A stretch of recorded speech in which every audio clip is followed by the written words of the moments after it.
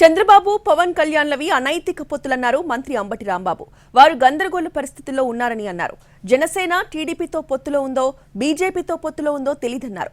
Narasaraopet MP స్థానాన్ని బీసీకి కేటాయిస్తే లావు శ్రీకృష్ణదేవరాయలు తట్టుకోలేక వెళ్లిపోయారని అన్నారు. బీసీ ద్రోహి అని విమర్శించారు.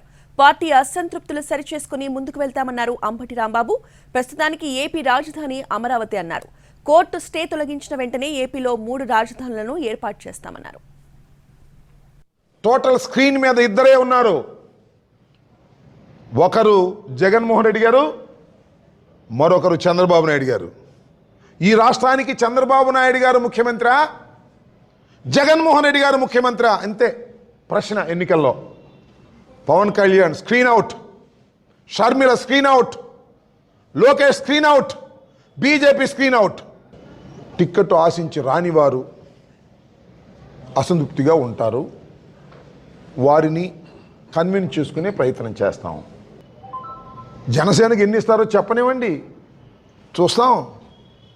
ఈ పార్టీ నుంచి వెళ్ళిన వాళ్ళకి ఆ పార్టీలో ఎన్ని సీట్లు ఇస్తారో చూడండి. ముందుంది ముసళ్ళ పండగ, తొందర ఏం పడాల్సిన అవసరం లేదు.